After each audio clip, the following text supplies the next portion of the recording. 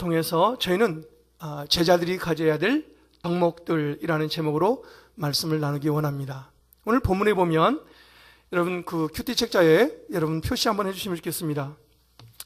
1절과 2절은 오늘 네 꼭지가 있는데요, 첫 꼭지는 왼쪽에 있습니다.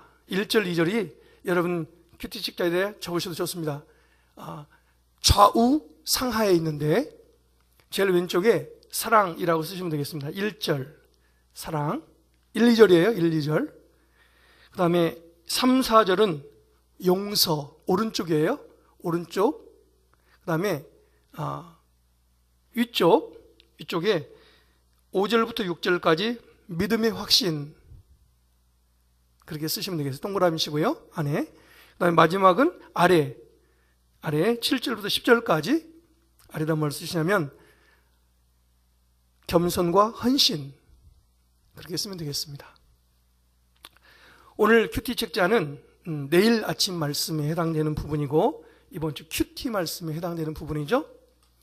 오늘 본문의 말씀을 통해서 예수님은 제자들에게 말씀하셨다고 이야기하고 있습니다. 예수님은 오늘 본문의 말씀을 통해서 특별히 제자들이 가져야 될 네 가지 덕목을 이야기하고 있는 것이죠. 아까 말씀드린 것처럼 사랑과 용서, 그리고 믿음의 확신과 겸손, 그리고 헌신에 해당되는 부분입니다. 그래서 우리 신앙의 형제 간의 수평적인 관계, 사랑과 용서, 그리고 하나님과의 관계 속에서 우리에 필요한 게 믿음의 확신과 겸손과 헌신이라는 하나님과의 관계 속에서 만들어지는 이 수평적인 관계와 수직적인 관계 속에서 제자들이 가져야 될 덕목들에 대해서 말씀하고 있는 것을 이야기하고 있습니다. 오늘 특별히 제자들이라는 말이 나오죠. 1절에 보면 예수께서 제자들에게 말씀하셨습니다 라고 이야기합니다. 여러분, 제자들은 성경에서 크게 보면 세 가지 영역에서의 제자들을 말하고 있는데요, 첫째는 위대한 지도자나 아니면 어떤 위대한 운동을 추구하는 사람들을 가리키는 말로 예수님 당시에 보편적으로 사용된 단어입니다. 예를 들어서 세례 요한의 제자들, 아니면 모세를 따르는 바리새인들, 그들을 제자들이라고 말했던 것을 저희는 보게 됩니다. 두 번째 의미의 제자는 누구냐면 넓은 의미의 제자를 말함으로써 예수님을 따르는 사람들에 해당되는 부분입니다. 세 번째는 예수님의 12제자를 말하는 것이죠. 오늘 여기서 나오는 제자들은 누구일까요? 5절 말씀에 보면 5절 말씀에 단어 하나를 통해서 우리는 세 번째에 해당되는 제자를 말한다고 생각할 수 있습니다. 그럼 5절 말씀 한번 읽어볼까요? 5절에 이렇게 말합니다. 사도들이 주께 말했습니다. 우리에게 믿음을 더해 주십시오. 여러분, 사도는 뭐고 제자는 뭐가 다를까요? 제자는 배우는 자, 아니면 학생에 해당되는 뜻이 있고요, 사도라는 뜻은 보냄을 받은 자, 어떤 사명을 위임받아서 파견된 자에 해당되는 단어가 사도들이죠. 그래서 사도는 헬라어로는 apostolos 라고 말해서 보냄받은 자라는 뜻이 되겠고, 또 히브리어는 샬리하라고 해서 하나님의 대리인에 해당되는 단어입니다. 그래서 지금 1절과 5절에 보면 제자들이 누구를 말하냐면 바로 사도들 바로 제자들에 해당되는 예수님 12제자를 말하고 있는 것이죠.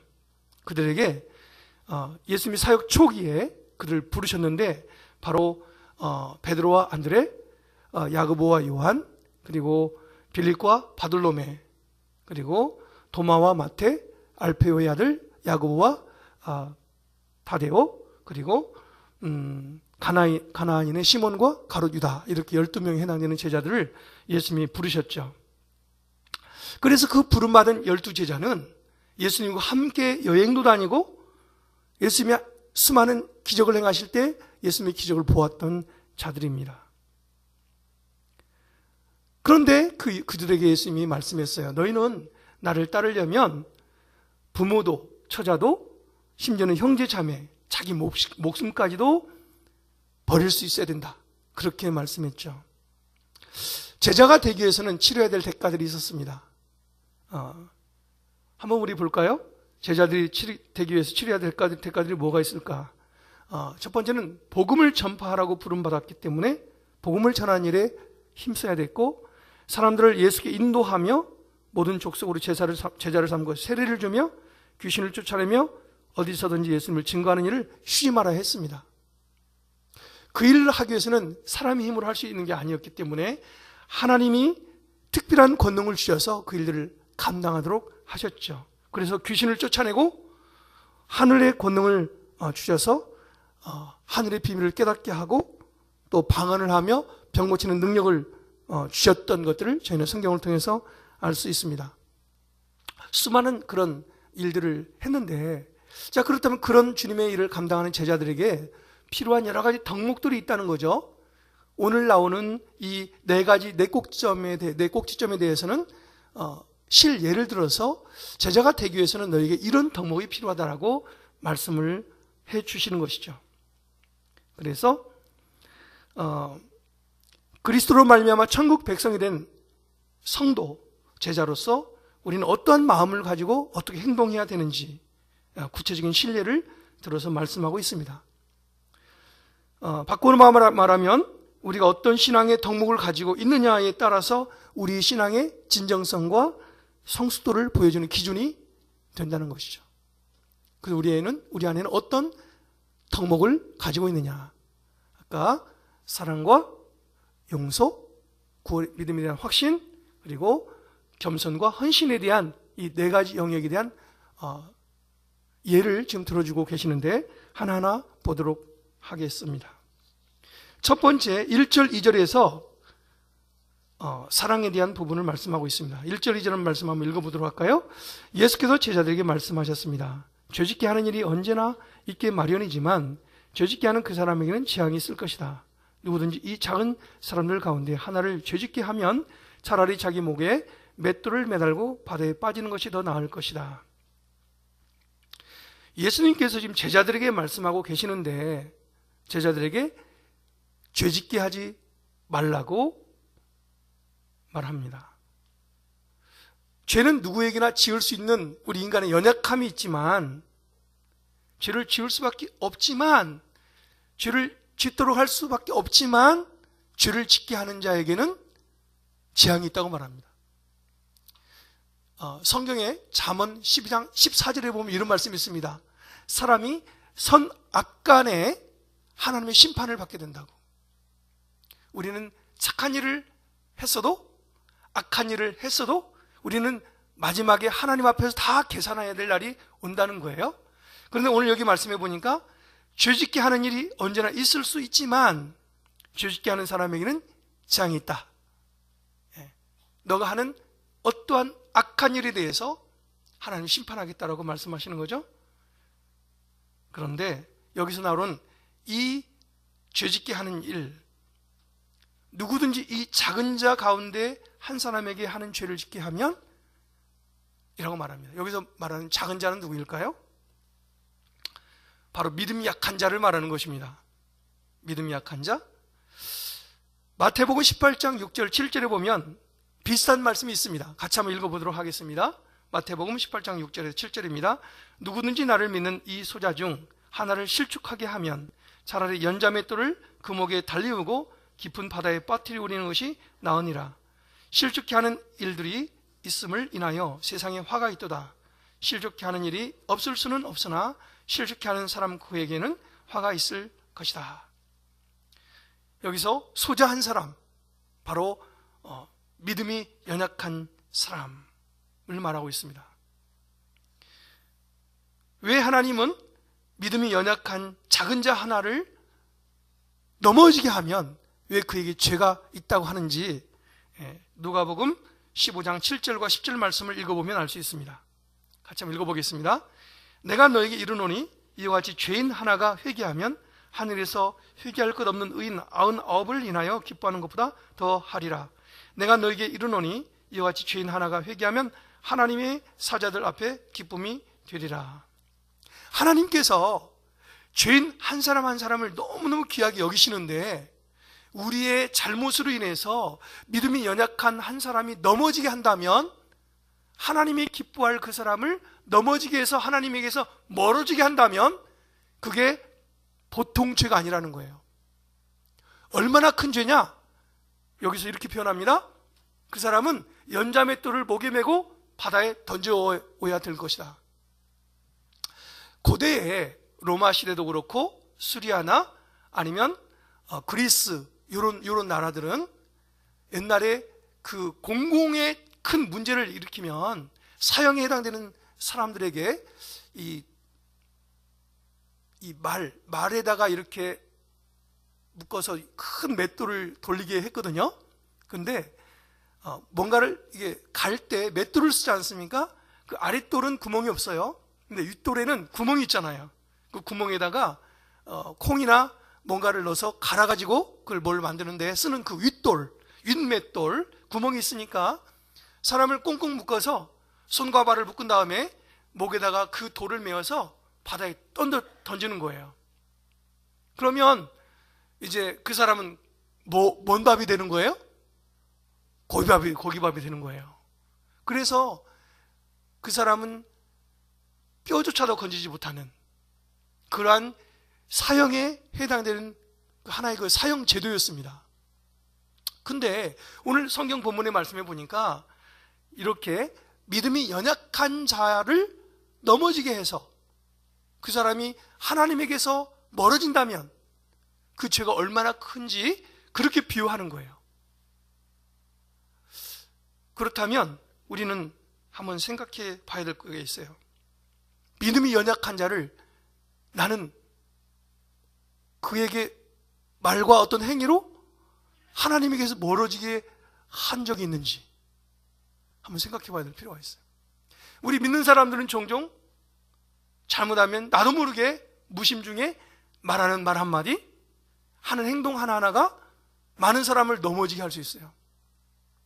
근데 그 죄가 얼마나 크냐면 오늘 여기 보니까 사형에 해당되는, 물속에 던져져서 고기밥이 되는 사형에 해당되는 법에 그 죄에 해당된다는 거예요. 죄가 작은 죄가 아니라는 거예요. 우리는 어떻게 함으로 보통 믿음이 없는 사람들을 넘어지게 합니까? 종종 우리는 이런 일 때문에 사람들을 넘어지게 할 수 있어요. 믿는 사람인 성도가 거짓말을 했어요. 신뢰를 잃어버렸어요. 돈 빌리고 돈 안 갚았어요. 또 교회 성도들을 막 욕했어요. 아니면 우리 교회 목사님이 뭐가 문제라고 이렇게 이야기했어요. 그랬더니 믿음이 없는 사람이 그 말을 듣고 아유 나는 교회 안 갈 거야 라고 마음을 굳히게 했다면 그 사람 하나님에게서 멀어지게 맞는 거예요. 나의 말 한마디가 믿음이 연약한 자들을 넘어지게 했다. 아니면 이런 거죠. 예수 믿는 성도가 술을 그냥 곤드레 만들어 먹고 노성방가를 하고 덕이 안 되는 일을 했다.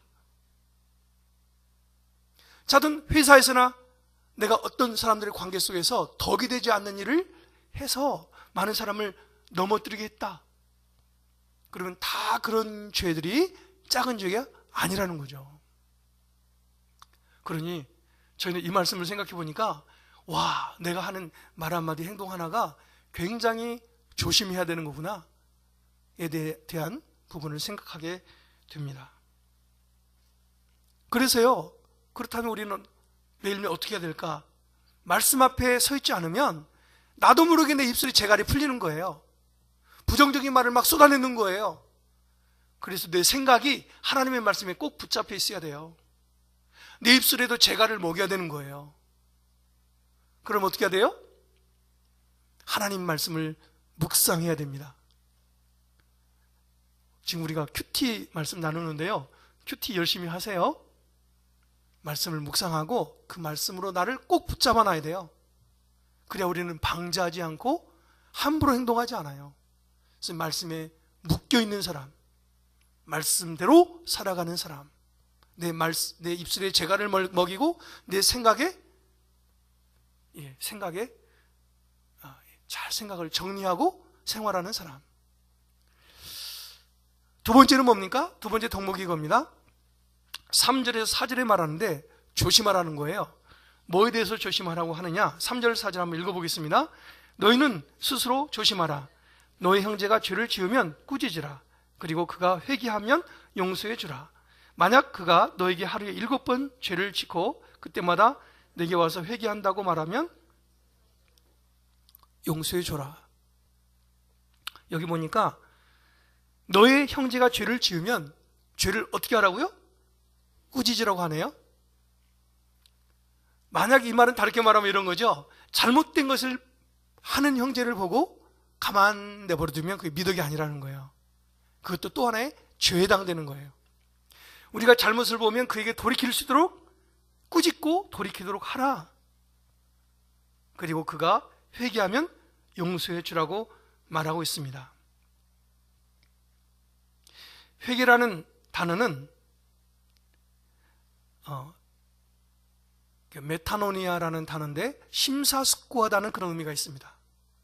내가 만약에 뭔 말을 이렇게 해줬을 때 그 사람이 심사숙고하고 내가 지금 잘못됐구나라고 돌이키고 삶의 방향을 바꾸는, 그게 회개에 해당되는 의미인데요.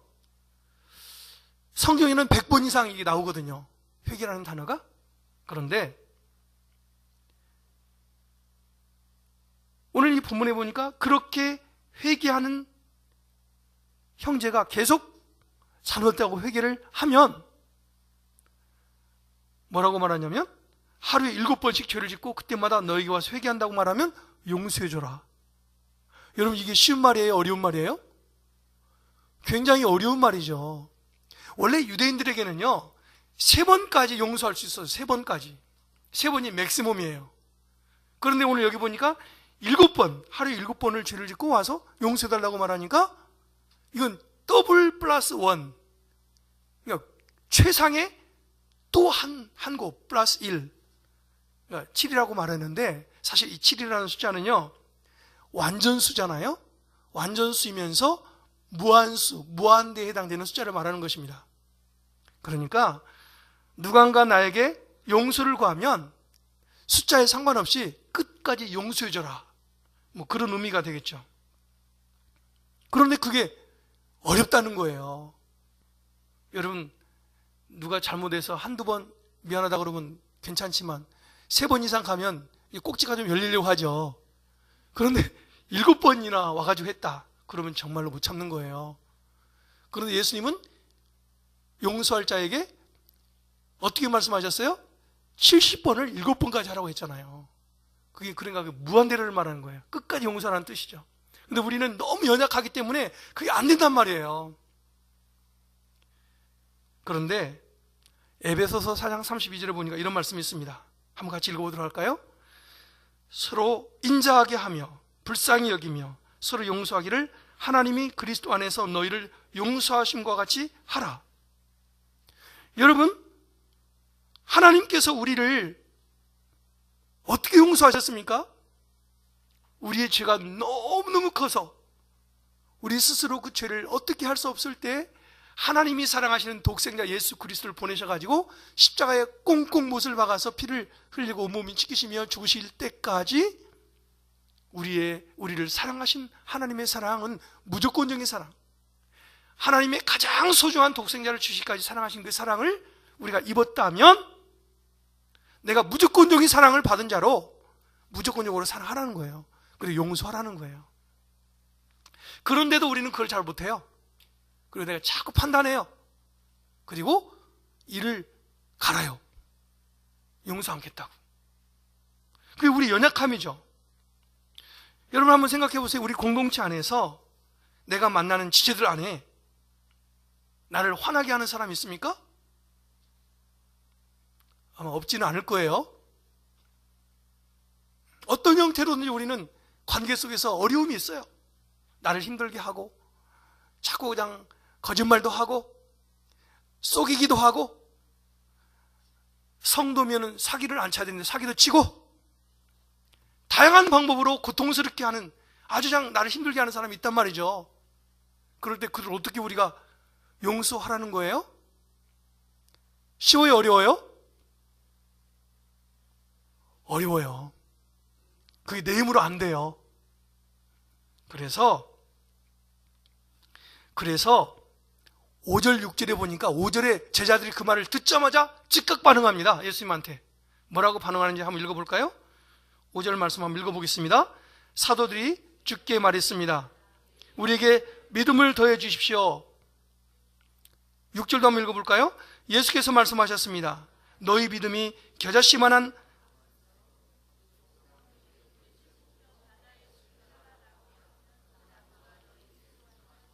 이게 지금 무슨 말씀입니까? 예수님은 여기서 지금 누가복음에서는 뽕나무를 뿌리채 바다에 침겨라 하고 뭐 그렇게 된다고 말했는데, 마태복음과 마가복음에는 이 산을 들려서 저리 가라 하면 저리 옮겨진다고 그렇게 표현하고 있거든요. 제자들이 말합니다. 예수님께서 7번씩 용서하라고. 그러니까 제자들이 들어보고서 너무나 높은 주님의 요구, 내가 감당할 수 없는 그런 도덕적인 기준에 한계를 느낀 거죠. 유대인들은 3번이면 되는데 세상에 최상급의 플러스 1 계속 용서라고 하니, 이게 주님, 우리는 어떻게 할 수가 없겠습니다. 믿음을 좀 더해 주십시오. 그렇게 지금 질문하는 거죠. 그러더니 예수님이 어떻게 하라 이렇게 확답을 주지 않고 근본적인 질문을 다시 질문하고 있습니다. 너희가 만약에 겨자씨 하나일 만한 믿음이 있다면 이 뽕나무더러 저 바다에 가서 심기라고 하면 그렇게 될 것이다. 그런데 예수님이 유대인들이 생각하는 이 씨앗 중에요, 씨앗이 작은 게 많잖아요. 근데 유대인 개념에서는 겨자씨가 제일 작은 거예요. 그래서 겨자씨라고 했어요. 근데 왜 이 먼지나 모래라고 말하지 않고 겨자씨라고 말했냐면, 겨자씨는 생명력이 있기 때문에 그런 거예요. 생명력이. 아무리 작은 씨앗이라 하더라도 생명력이 있으면 엄청난 나무로 자랄 수 있는 가능성이 있다는 거예요. 자, 이 말을 통해서 예수님이 뭐라고 말하냐면, 제자들은 우리에게 믿음을 더해 주세요. 믿음을 좀 많이 더해 주세요. 양을 말하고 있는데, 예수님을 양을 말하지 않고 질을 말하고 있습니다. 질. 믿음의 질. 겨자씨만한 믿음이 정말로 제대로 되어 있다면 이 뽕나무가 바다에 심겨지라고 한다면 그렇게 될 것이다 라고 말하는 거예요. 그 말은 다르게 말하면 뭐예요? 제자들이 가지고 있는 믿음이 온전한 믿음이 아니라는 거예요. 그 믿음이 없다는 거예요. 그래서 예수님이 다시 한번 하나님과의 관계 속에 있는 나의 믿음은 어떤 것이냐를 질문하고 있는 거예요. 여러분, 우리가 예수님의 제자로 살아갑니다. 주님의 말씀을 따르고 주님의 말씀대로 살아가길 희망하는 제자들이죠. 근데 그렇게 예수님을 따르던 제자들이 예수님이 말씀하신 사랑하고 용서라는, 끝까지 용서라는 그 말씀을 듣고 스스로를 생각하니 안 되는 거예요. 자기 스스로 그 능력이 없는 거예요. 그 믿음을 많이 더해달라고 하는 거예요. 그래서 예수님 말합니다. 믿음이 많이가 아니라 너의 믿음의 질, 하나님과 너와의 관계 속에 있는 진정한 믿음이 살아있는 믿음이냐? 정말로 너의 그 자그마한 믿음이 살아있다면 아무리 작은 겨자씨라 하더라도 큰 나무가 되듯이 너에게서 엄청난 기적이 일어날 거다라고 말하는 거예요. 여러분, 우리가 가지고 있는 믿음은 정말로 하나님 앞에서 어떤 믿음입니까? 한번 우리가 생각해 봐야 돼요. 우리는 재정에 궁핍함이 있을 때, 아니면 내가 생각하는 일이 잘 안 됐을 때 너무 믿음이 없이 행하잖아요. 내가 불치의 병이 찾아올 때 내 마음이 너무나 쪼그라들잖아요. 그런데 믿음의 사람은 어떤 기적이 생기느냐? 마가복음 16장 17절 18절에 보면 이런 말씀이 있습니다. 믿는 자들에게 이런 표적이 따르리니 예수 그리스도 이름으로 귀신을 쫓아내며 새 방언을 말하며 뱀을 짚으며 무슨 독을 마실지라도 해를 받지 아니하며 병자를 위해 손을 얹은즉 나음을 얻겠다 라고 말합니다. 믿음의 사람들에게 주어지는 권능이죠. 하나님 안에서 하나님과 나의 긴밀한 교제, 내 믿음이 살아있는 겨자씨만한 믿음이라면 내가 그런 능력을 증거하게 된다는 거예요. 여러분, 우리의 신앙 모습을 한번 우리가 좀 되돌아보고, 내가 믿음의 양을 많이 믿음을 더해달라고 기도하는 것도 좋지만 내 안에 있는 이 믿음의 씨앗이 정말로 살아서 역동하는 생명력 있는 믿음이냐, 우리는 한번 점검해 봐야 될 필요가 있습니다. 그래서 우리가 삶 속에서 매일매일 다가오는 어떤 환경 속에서 많은 문제들이 다가와요. 끊임없이 문제는 다가와요. 그럴 때 우리는 쉽게 낭망하고 절망하게 돼요. 그러나 믿음의 사람은 그걸 뚫고 나가는 거거든요. 그리고 하나님이 우리를 붙잡아 주셔서 하늘의 권능을 부어주시면 이기게 하시고 극복하게 하시는 거지 문제를 없애주는 게 아니거든요. 그래서 우리는 믿음을 가지고 하나님 앞에 나가야 되는, 이 하나님은 우리에게 믿음의 삶을 원하시는 거예요. 믿음.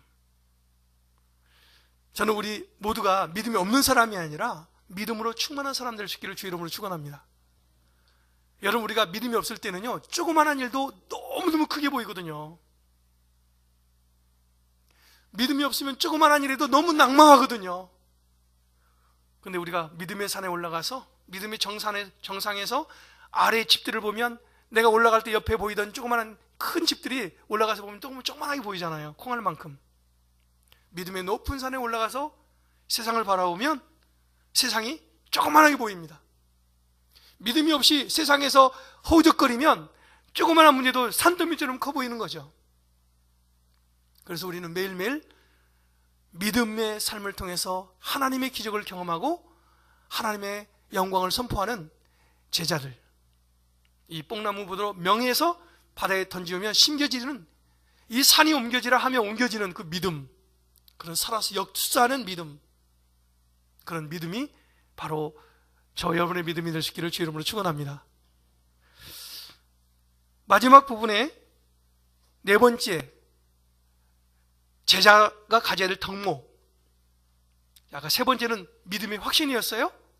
하나님과 관계 속에서 하나님이 주신 말씀을 붙잡고 살아가는 거예요. 우리는 어떤 세상의 가치관을 가지고 사는 게 아니고 하나님의 말씀을 붙잡고 가는 거거든요. 그래서 하나님의 말씀대로 선포하는 거예요. 하나님이 홍해를 가르라고 명령하시면 가르는 거고요. 반석을 치라 하면 반석이 터져서 이 물이 나오는 거고요. 요단강을 법궤를 메고 들어가라면 요단강이 갈라지는 것이고요. 여리고성을 매일 한 바퀴 돌고 마지막 날 7바퀴 돌아라 말씀대로 하면 여리고성이 무너지는 거예요. 우리는 우리의 생각대로 하는 게 아니라 하나님의 명령대로 하는 거거든요. 그럴 때 믿음의 행동은 하나님의 기적을 역사하게 되는 것입니다. 제가 그렇게 되기를 소망합니다. 네 번째 요소가 뭐냐면 제자들에게 있어서 필요한 덕목. 네 번째 7절부터 10절인데요. 7절부터 10절까지 한번 읽어보도록 하겠습니다. 너희 중에 한 명에게 밭을 갈거나 양을 치는 종이 있다고 하자. 그 종이 들에서 일하고 돌아오면 그에게 들어와 앉아 먹으라 라고 하겠느냐? 오히려 내 저녁을 준비하고 저녁에 띠를 두르고 내가 다 먹고 마실 동안 내 시중을 들어라. 그러고 나서 너도 먹고 마셔라 라고 하지 않겠느냐? 자기가 말한 대로 종이 했다고 해서 주인이 그에게 고맙다고 하겠느냐? 이와 같이 너희도 명령받은 대로 다 마치고 나서 우리는 쓸모없는 종입니다. 그저 할 일을 했을 뿐입니다. 라고 말해야 한다. 오늘 이 본문에 보면 이 말씀을 읽을 때 제가 어렸을 때 기억이 번쩍 납니다. 제가 어렸을 때만 해도요, 집에 머슴이 살았어요. 머슴. 여러분 머슴 아세요? 네, 머슴이 있었어요. 근데 종하고 좀 비슷한 거죠. 근데 좀 다르긴 하지만 저 어떤 집안에서 온갖 일을 다 하는 머슴이라는 게 있었는데요. 여기서 말하는 이 노예, 종은요 노예를 말하는 거예요. 노예는 둘로스라는 그런 히브리어의 헬라어에 해당되는 말인데, 노예라는 그 정의는 뭐냐면 다른 사람의 합법적 소유가 된 사람, 그래서 그들의 의지대로, 주인의 의지대로 복종하는 사람을 노예라고 하죠. 자기는 생각이 있어도 자기를 못해요. 왜냐하면 나는 나의 것이 아니기 때문에. 나는 이미 주인의 것이거든요. 나의 것이라고 소유를 주장하지 못하는 게 바로 종이죠. 요셉이 지금 팔려갔잖아요. 보디발의 집에 종으로. 그러니까 요셉은 자기가 자기 주장을 할 수 없는 거죠.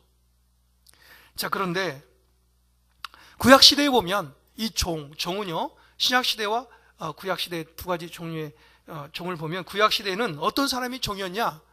첫 번째, 보통 전쟁 포로들. 전쟁을 해서 졌다, 그럼 다 포로가 되는 거예요. 두 번째는 부모님이 노예였을 때 자식은 저절로 노예가 되는 거예요. 세 번째, 노예로 팔려온 경우, 요셉처럼. 네 번째, 채무자가 자기가 돈을 갚아야 되는데 돈을 갚을 능력이 없는 거예요. 그럴 때 주인을 만족시키기 위해서 자기 자신을 파는 거예요. 아니면 자녀를 그냥 파는 거예요. 그래서 노예가 되는 거예요. 다섯 번째는 가난을 면하기 위해서 스스로 자신을 팔아서 노예가 되는 거예요. 여러 형태의 노예가 되는 방법이 있었습니다. 그런데 신약시대에는 두 종류의 노예가 있었어요. 첫 번째는 디아코니아라는 단어인데, 단순히 노동만 제공하고 다른 사람들을 돕는 일을 하는 자를 말합니다. 근데 두 번째, 듈리오라는 그런 헬라어에 해당되는 그 노예는 복종을 하는 노예로 섬기는 자. 그러니까 구약에서 말하는 노예와 똑같은 의미의 그런 단어였죠. 이 노예는 자기가 하고 싶은 일을 할 수가 없었습니다. 주인의 의지에 따라 살아가는, 어떻게 보면 사람답지 못한 그냥 목숨만 붙어 있는 거죠. 그런데 그런 사람이 지금 양도 치고 밭에서 일도 하고 그런 일을 다 했잖아요. 근데 그 종이 밭에서 일하다가 집에 왔을 때 주인이, 오늘 성경이 지금 뭐라고 말합니까? 밭에서 일을 하고 온 그에게 들어와 앉아 먹어라 라고 하겠느냐? 반어적인 질문 아닙니까? 그렇게 안 한다. 그럼 어떻게 하느냐? 밭에서 일을 하고 왔을지라도 그 종은 뭐를 해야 되느냐? 8절에 보니까 이렇게 말합니다. 오히려 내 저녁을 준비하고 허리에 띠를 두르고 내가 다 먹고 마실 동안 내 시중을 들어라. 그리고 나서 너도 먹고 마시려 라고 하지 않겠느냐? 여기 한 단어가 나옵니다. 내 저녁을 준비하고 허리에 띠를 두르고. 주인의 저녁밥을 짓기 위해서 허리에 띠를 둘렀다. 그 말은 뭐를 말하는 겁니까? 어떤 굳은 일이라 하더라도, 어떤 굳은 일이라도 그 일을 금방쯤 해야 되는 준비를 하고 있어야 된다는 뜻이에요. 그게 지금 종의 태도라는 거예요. 그런데 9절에도 이렇게 말합니다. 자기가 말한 대로 종이 했다고 해서 주인이 그에게 고맙다고 하겠느냐? 주인이 뭔 일인가 시겠어요? 열심히 지금 종이 했어요. 그러니 주인이 고맙다 이렇게만 하겠느냐? 안 한다는 거예요.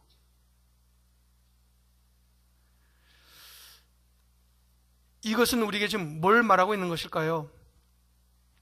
10절에 보니까 이렇게 말합니다.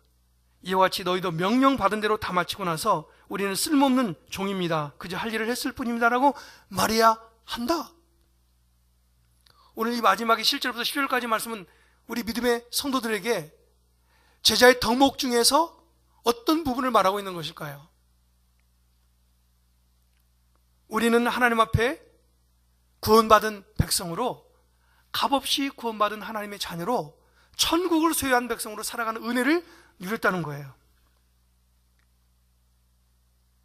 그래서 내가 하나님의 일을 봉사하고 뭔가를 할 때 내가 무슨 대가를 바라고 내가 한 것이 무슨 큰 상을 받을 만한 그런 마음의 자세로 하면 안 된다.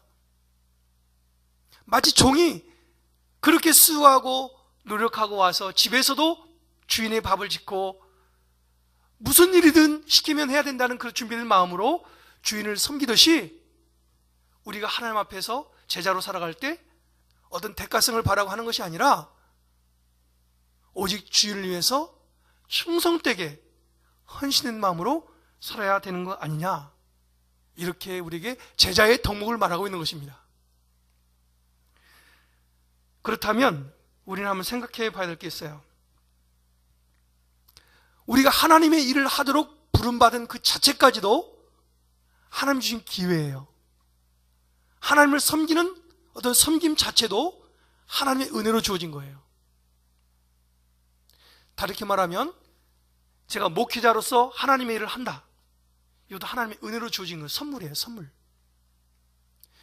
장로님의 직분, 안수 집사님의 직분, 권사님의 직분, 우리 모든 성도들에게 주어지는 직분은 하나님 나라의 상급으로 주어진 게 아니고 어떤 서열로 주어진 게 아니고 하나님 나라의 일에 동참하는 은혜 받은 자의 하나의 그 방편으로 우리가 하나님을 섬기는 기회를 주신 거라는 거예요.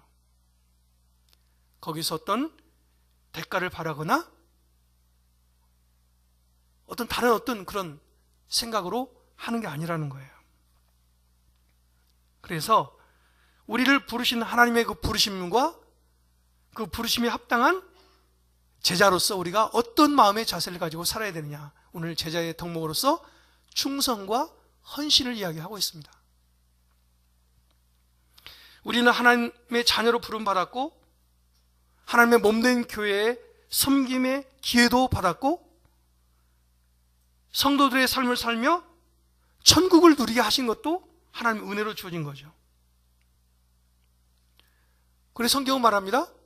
맡은 자들에게 구할 것은 충성이라고. 우리 삶을 되돌아보면 하나님의 은혜가 아닌 게 하나도 없어요. 그런데 그 은혜를 받고서 내가 뭔가를 할 때 대가성을 바라거나 어떤 기대하는 마음으로 칭찬받기 위해서 하는 거 아니라는 거예요. 그게 바로 주님이 제자들에게 요구하는 충성과 헌신에 대한 이야기를 하고 있습니다. 하나님은 우리를 하나님의 제자로 부르셨습니다. 그래서 우리가 누군가를 만나면 그 사람을 사랑하라는 거예요. 그 사람을 넘어지게 하지 말라는 거예요. 왜냐하면 그 사람도 하나님이 사랑하는 자이기 때문에, 그 한 사람이 주님 앞에 돌아가면 하나님이 기뻐할 자이기 때문에 나의 어떠한 모습으로 인해서 그 사람들이 넘어지지 않도록 해라. 이게 제자의 덕목, 오늘 말씀의 첫 번째를 이야기하고 있는 거고요. 또 너를 아무리 힘들게 하고 너를 고통스럽게 하는 자가 있을지라도 너가 그 사람이 만약에 너에게 잘못했다고 회개를 하고 용서를 구하면 끝까지 용서해줘라. 그리고 끝까지 품어줘라. 세 번째는 하나님이 부름받은 제자로 이 세상을 살아갈 때 우리가 믿음이 없는 사람이 아니라 하나님 앞에 절대적인 믿음의 신뢰를 가지고 하나님을 붙잡고 말씀대로 살아라. 그러면 내가 할 수 없는 하나님의 기름 부으심과 역사심으로 말미암아 불가능을 가능케 하는 역사가 일어날 것이다. 믿음으로 살아라. 제자들에게 주어지는 덕목이 세 번째예요. 네 번째는 하나님 앞에 부름받는 종들은 나의 것을 자랑하지 말아라. 나에게 주어진 것이 다 내 것이 아니라 하나님의 은혜의 선물로 주어진 것이니 나의 삶을 통해서 하나님의 영광을 드러내는 것이지 내가 어떤 대가나 무엇을 바래서 하지 말고 부름 받은 자로 나에게 맡기신 그분 앞에 온 마음을 다해 충성과 헌신으로 주의 일을 하라 라고 우리에게 도전하고 있습니다. 저는 오늘 이 말씀을 통해서 다시 한번 우리는 어떻게 제자의 길을 걷고 있는지 한번 우리가 스스로 생각해보고 스스로에게 도전을 줄 수 있기를 소망합니다. 이 시대를 살아가는 성도들에게 주님께서 말씀하신 이 말씀은 여전히 나에게 던져주시는, 내가 실천해야 될 실천 명령이요, 제자로서의 살아야 될 덕목 중에 4가지 덕목을 말씀하고 있습니다. 우리가 주님 앞에 섰을 때, 그래, 너 참 잘했고 신실하고 충성됐다, 그렇게 칭찬받을 수 있는 저 여러분이 될 수 있기를 주의 이름으로 축원합니다. 우리 같이 한번 기도하기 원하는데요, 우리 삶을 되돌아볼 때 다시 한번 우리는 4가지 오늘 말씀하신 덕목을 생각해 보기 원합니다. 하나님, 우리는 하나님의 사랑을 받은 자로 사랑하고 다른 사람을 세우라고 부름받은 예수님의 제자들입니다. 혹시라도 내 말과 행동과 모습들이 덕스럽지 못해서 나로 인해서 넘어지던 사람들이 있다면 하나님, 우리의 허물을 용서해 주십시오.